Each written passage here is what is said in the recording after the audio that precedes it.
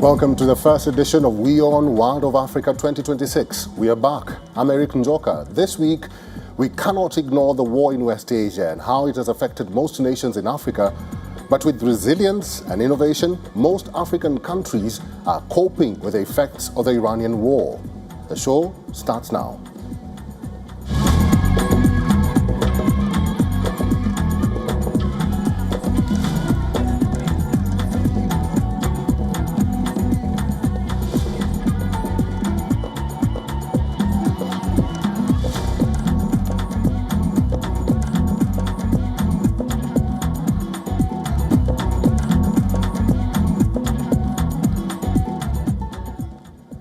We'll talk about the Iranian war shortly, but first, the United Nations General Assembly voted to recognize the enslavement of Africans during the transatlantic slave trade as a gravest crime against humanity, a move advocates hope will pave the way for healing and justice. The resolution proposed by Ghana called for this designation, while also urging United Nations member states to consider apologizing for the slave trade and contributing to reparations fund. It does not mention a specific amount of money.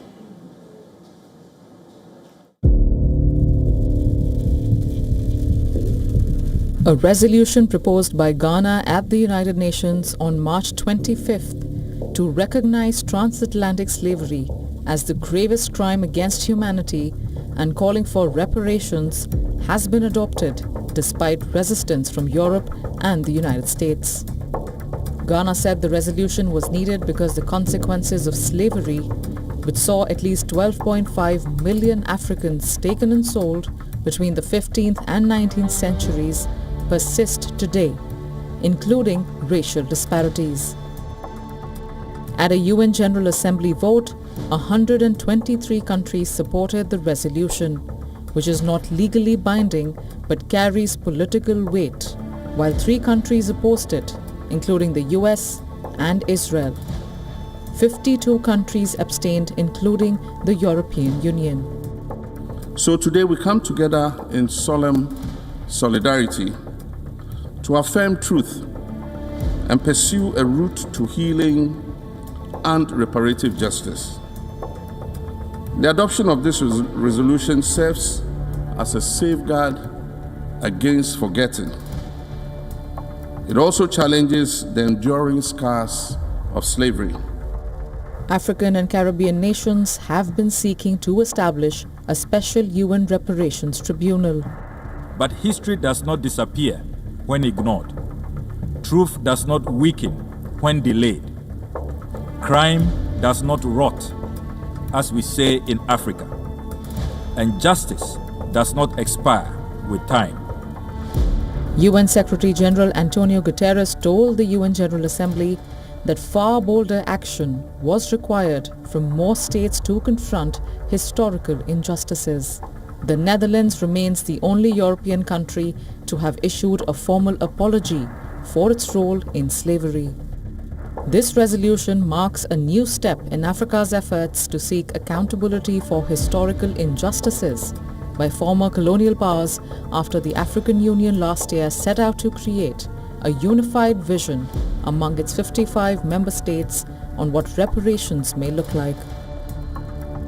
It urges member states to engage in dialogue on reparations, including issuing formal apologies, returning stolen artifacts, providing financial compensation, and ensuring guarantees of non-repetition. While long-standing calls for reparations have gained momentum in recent years, there is also a growing backlash. Several Western leaders have opposed even discussing the subject, with critics arguing that today's states and institutions should not be held responsible for historical wrongs. We will never forget the victims of slavery, and we must never forget the malevolent system that sustained it for so long. I'm singing of the laws that deprived the enslaved people of literacy, autonomy, and humanity. The United States strongly objects to the cynical usage of historical wrongs as a leverage point in an attempt to reallocate modern resources to people and nations who are distantly related to the historical victims. We were prepared to support a text that emphasizes the scale of the atrocity of the transatlantic slave trade, the importance of remembrance, and the need to continue combating slavery in its contemporary forms. Instead, the text before us raises a number of legal and factual concerns that we cannot overlook. Ghana has also faced criticism for advocating justice for past wrongs on the world stage, while simultaneously pushing for stricter anti-LGBT laws at home. Africa Bureau, WION World is One.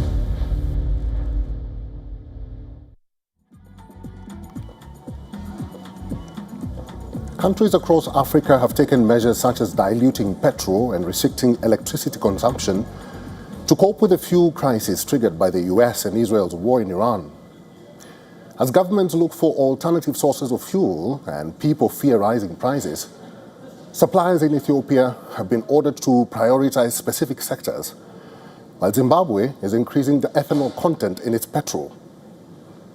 However, some nations such as Nigeria and South Africa could potentially benefit from new business as a result of the conflict. Find out how.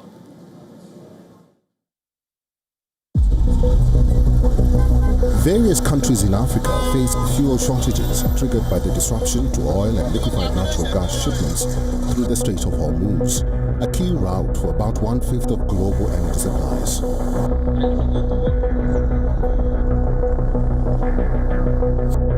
Mauritius, which relies on imported fossil fuels, has seen its heavy fuel oil supply run low after a shipment expected on March 21st failed to arrive, leaving just 15 to 20 days of stock. Energy Minister Patrick Asirbaden said on March 23rd. In Kenya, Energy Minister Opiyo Wandayi said on March 25th the country had sufficient stock and urged consumers not to panic buy or hold. The announcement came after independent fuel retailers warned that about 20% of outlets were short of supplies, after the government kept pump prices steady despite surging global costs. Thousands of high-end cars being shipped from Japan and destined for Dubai were being dropped off on the Kenyan island of Lamu as the Middle East war provided a boost to African shipping hubs. More than 4,000 vehicles have been unloaded and parked in a warehouse on Lamu. It is not something to celebrate because people there are suffering and facing difficulties, but at the same time, it is a commercial blessing because now that these two ships have come, we also expect other ships to come to this port of Lamu as well. Uganda is also facing dwindling fuel stocks. Energy Minister Ruth Nankwa-Birwa said in a video on X that it has diesel and petrol stocks sufficient for 21 and 26 days respectively and plans to explore alternative supply channels. Meanwhile, South Sudan's capital Juba faces electricity rationing, while drivers of tuk-tuk taxis in Somalia's capital are abandoning their livelihoods as fuel prices surge as passengers have dropped away due to rising fares. In West Africa, Nigeria's Aliko Dangote, Africa's richest man, warned after meeting President Bola Tinubu that prolonged disruption could force work-from-home measures similar to the COVID-19 pandemic. The mega refinery has pledged to prioritize the domestic market to help prevent fuel shortages and limit the impact on prices of the war. What we can assure, what is in our control, is that we will continue to ensure that Nigeria enjoys fuel abundance of high-quality fuels, but at internationally commodity-related benchmark pricing. I'm worried about it. What I want is at least they should try to bring it down. They should bring it down to the normal price that is affordable for everybody. In South Africa, a spike in purchases ahead of an expected steep April fuel price increase rather than supply constraints is causing isolated diesel stockouts at filling stations and among farmers. There's also another unforeseen consequence for South Africa. Ship refueling companies along Africa's coast are seeing a surge in business as more vessels divert around the Cape of Good Hope. The whole world of tradable goods being affected simply because there are disruptions, freight rates are going up, and again, the critical fuels that power daily life and trade, such as oil and gas, are have been disrupted in a really significant way. There are some positives, however. Some ports and marine services in southern and eastern Africa could benefit from tankers and containers avoiding the Red Sea and the Strait of Hormuz and sailing around the Cape of Good Hope. Africa Bureau, WION, World is One. The World Trade Organization talks ended deadlocked early on March 30th as Brazil blocked a bid by the US and other countries to extend a moratorium on customs duties for electronic transmissions, dealing a fresh blow to the embattled trade body. WTO Director General Ngozi Okonjo-Iweala said the e-commerce moratorium had expired, meaning countries could apply duties on electronic goods such as digital downloads and streaming. The WTO has been struggling to remain relevant as countries increasingly work around it.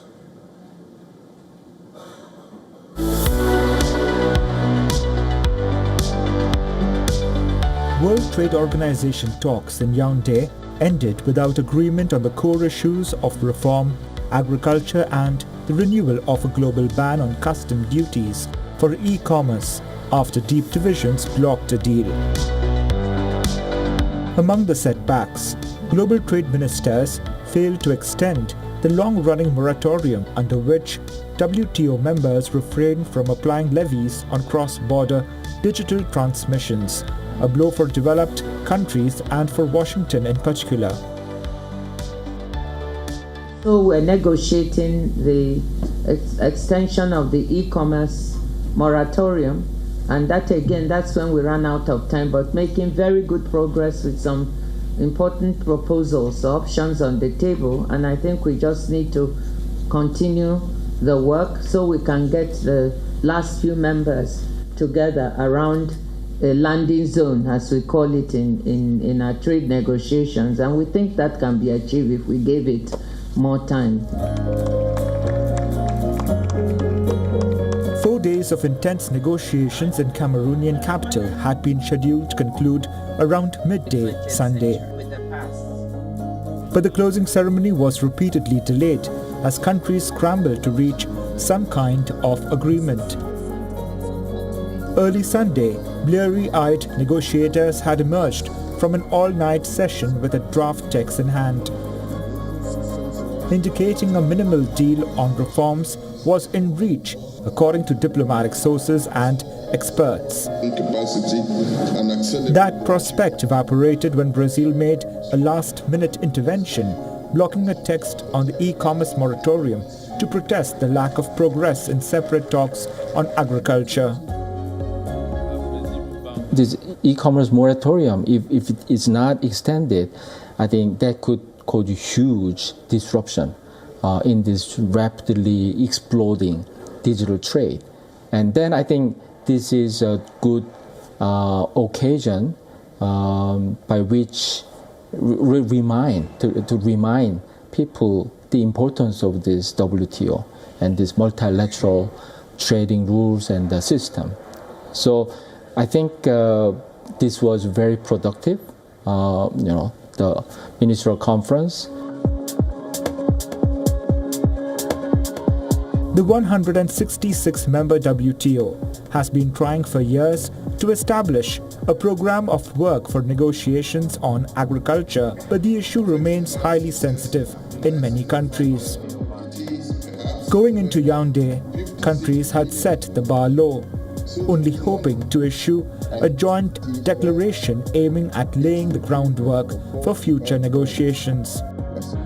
The main focus of the discussions in Yaoundé, which took place against a backdrop of heightened trade tensions and global economic turmoil linked to the West Asia War, was on reform.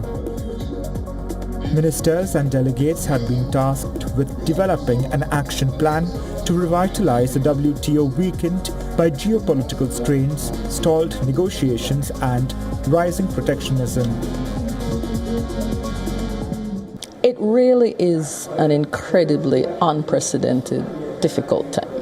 I don't think we've ever seen such a confluence of issues, of happenings, of wars, multiple, across different areas, different regions. We have Ukraine, we have Gaza, we have now the Iran war, the issues now with the Strait of Hormuz and what that is going to mean for international trade.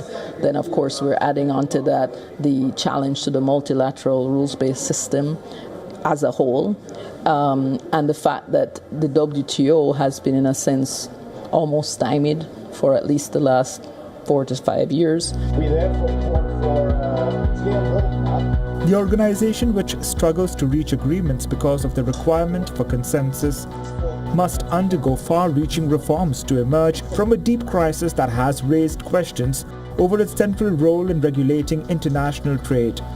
The expiration of the moratorium does not automatically trigger tariffs on digital trade, since WTO members can continue to individually choose not to impose customs duties on online goods and services, ranging from e-books and music to telemedicine. Africa Bureau, WION, World is One.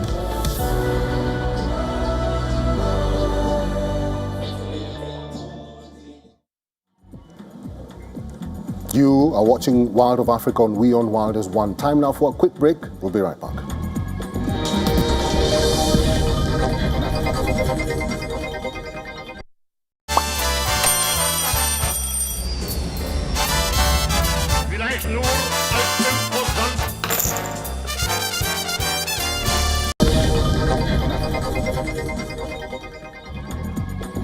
In Jos, Nigeria, women are increasingly taking on security responsibilities to tackle crime in their neighborhoods.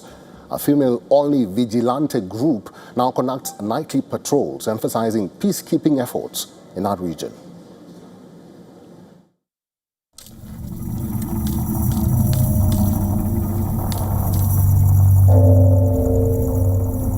When darkness falls over Bible faith community in Jos, most residents lock their doors and retreat indoors. But Blessing Ngozi Emmanuel, a 54-year-old widow, is just beginning her workday. Armed with nothing but a whip, an ID card and unwavering determination, Emmanuel leads an all-female vigilante group patrolling the streets of this once troubled Nigerian community.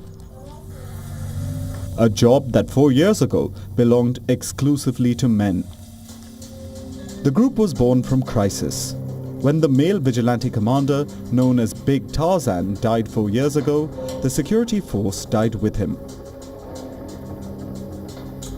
As crime surged and religious tensions threatened to tear the community apart, the women decided they could no longer wait for men to protect them.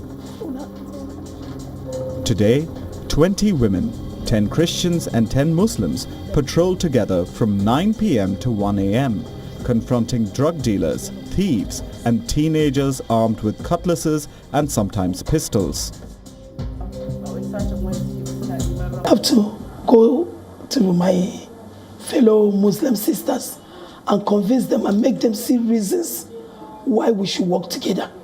So if our children can work together to do crime and they can work together to take drugs, we too can work together to see that people maintain peace in our community. I have passion for it. I really love where I come from. I love this village. I wouldn't want to see anything that is happening in this village. The work is dangerous. One member was slashed with a cutlass during a confrontation with teenagers at a local hotel notorious for harboring underage children. Vigilante member Salome Leop Samuel received death threats after ordering a woman to close her business before midnight. I had to report the matter. So they talked with her from the community and we're having a better understanding with her now. Yet, the women persist, covering their faces at night to protect their identities, relying on what Emmanuel calls the wisdom that God has given us to diffuse volatile situations. The results speak for themselves. Cultism has virtually disappeared from the community. Drug use has declined. pickpocketing, once rampant, has drastically reduced. Shops that once stayed open past midnight now close earlier, a sign of restored order. Before we used to have cultists in this community. But right now I can tell you that with our love and support, it has reduced. Even the taking of drugs have reduced. Even all these picking pockets, small picking pockets, stealing here and there, has drastically reduced in this community. The group says they operate without government support, lacking even basic equipment like torches and uniforms. Their only official recognition is ID cards issued by the local vigilante command. A few weeks ago, local government officials visited, a sign of growing interest, but no material support has followed yet.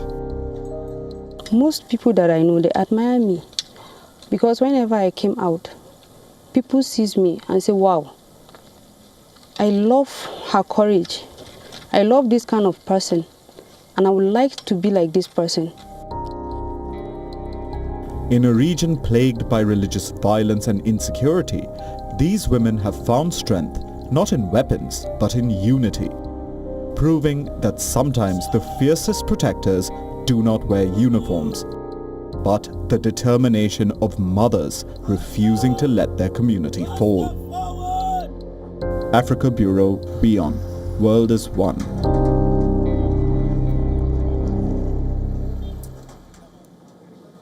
Giggles, songs, and the sound of swinging bats filled a sports pitch in eastern Uganda, where a group of senior women gather every Saturday to play cricket. The so-called cricket grannies are an unlikely sight, but their shared love of the sports is helping them manage age-related health conditions, stress, and loneliness.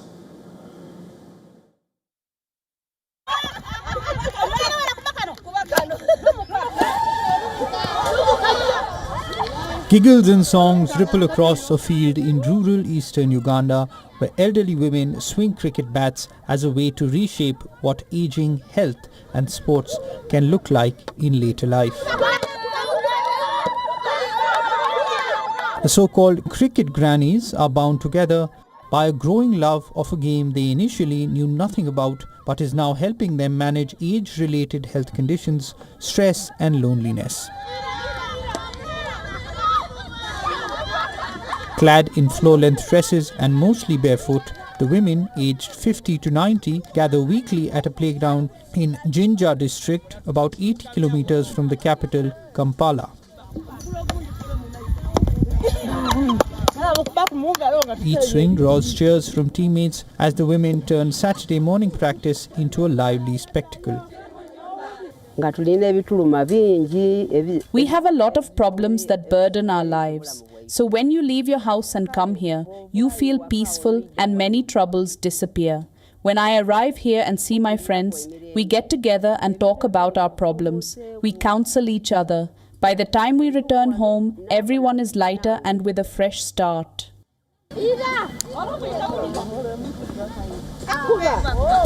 The initiative began in 2025 with just 10 grandmothers in the remote village of Kivubuka and has since grown more than tenfold. The program was initially aimed at children, but when cricket coach Aaron Kusasira realized their caregivers had little knowledge of the game and often kept them from joining, he decided to involve the elderly women too. So we started with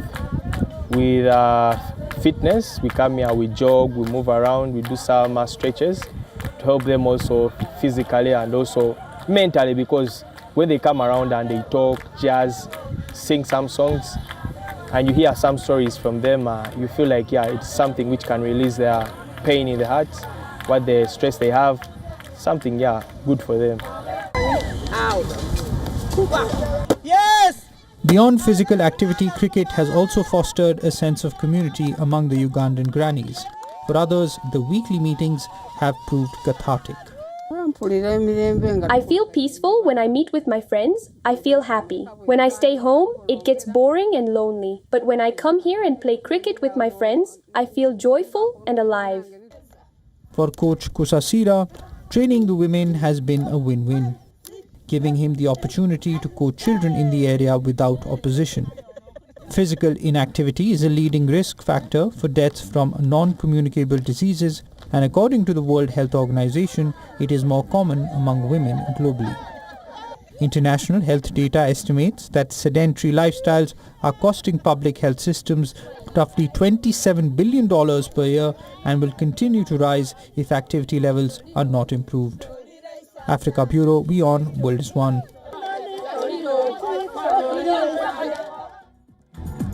Thanks for watching this week's episode of Wild of Africa on WION World is One. I'm Eric Njoka. See you on the next episode.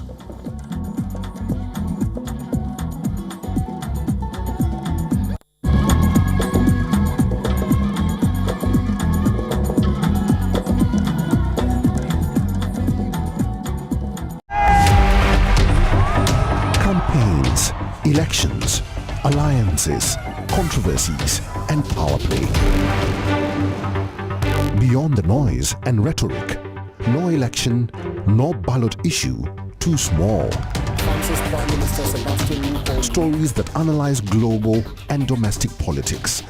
More than just headlines. A dedicated show with varied perspectives, expert take, citizens' voices, detailed ground reports, and in-depth coverage from political corridors of the world. This is Race to Power. Only on WION. World is One.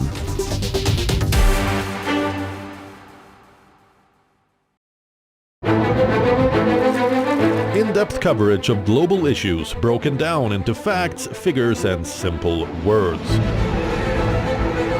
Backed with analysis from field experts who truly matter, because we believe in decoding the real picture for you. So you get a much wider and deeper understanding of stories from around the world, a 360-degree analysis. An award-winning documentary series, week after week creating the maximum impact. Watch WION Wide Angle at these times on WION. World is One. From the bustling trading floors of Wall Street to the vibrant exchanges of Asian stock markets, WION breaks it down for you to make sense of what's happening, as we reveal the key factors behind events, strategic battles, and the game-changing business decisions that shape the world. We bring you all of this and more on World Business Watch.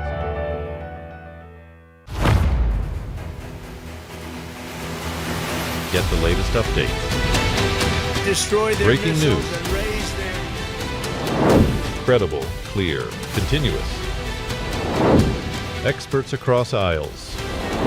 Diverse voices, one platform. WION World is One. In West Asia, every move shifts the world's balance. Wars, ceasefires, alliances, power never stands still. From Tehran to Tel Aviv, from Damascus to Doha, the West Asia Post cuts through the chaos to reveal the region that shapes the world. Because what happens in West Asia never stays in West Asia. This is the West Asia Post, the region's story, the world's impact.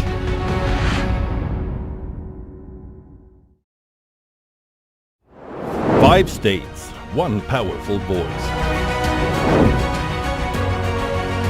From Tamil Nadu to West Bengal.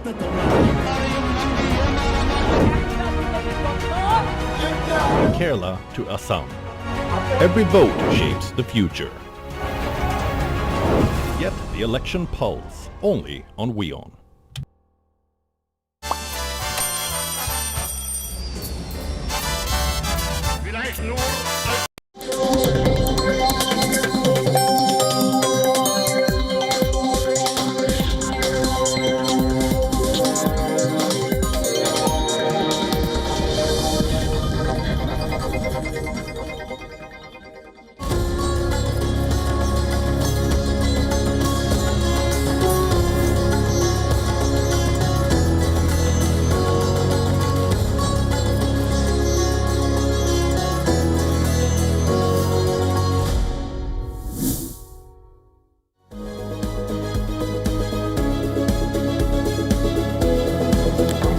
You're watching Race to Power. I'm Shreya Upadhyay. A short while back, the U.S. Secretary of War Pete Hegseth said that regime change has already happened in Iran and that if there is no deal, the war will continue. But he did not give any clarity on where the negotiations stand at the moment. We talk about the underlying intention of what America is saying and doing on ground. And Israel's parliament has passed the contentious death penalty bill. It mandates capital punishment for Palestinian prisoners convicted of deadly attacks. Civil rights groups are now protesting and challenging the Knesset's decision. Details coming up in just a bit. But first, let's talk about the war in West Asia. The American-Israeli war against Iran has now entered a decisive phase. After over a month of aerial combat, conflicting reports are now emerging on the future of this war. From an inconclusive end to a full-blown ground offensive, differing signals have been emerging.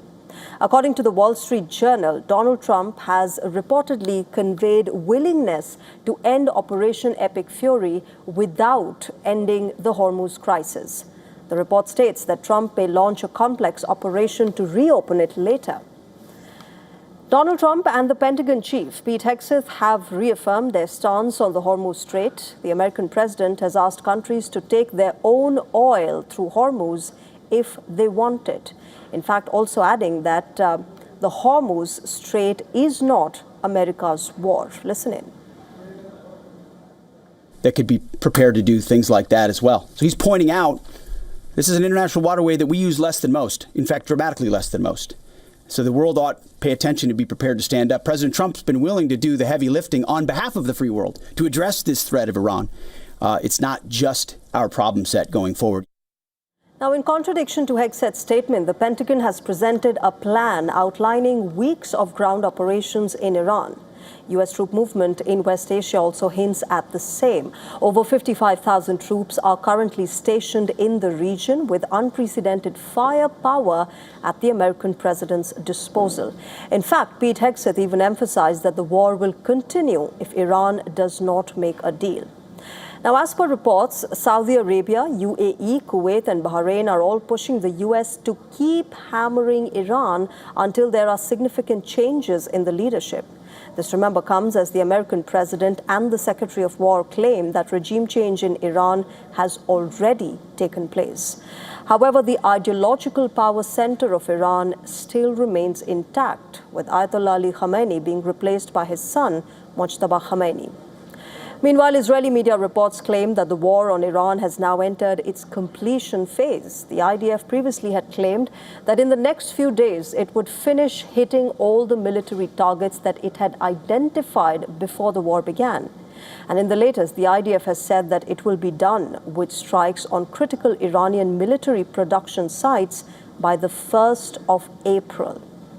With this, Iran's industrial and energy hubs are in Israel's crosshairs. Iran's government, meanwhile, has claimed that U.S. and Israeli strikes have hit a major pharmaceutical company.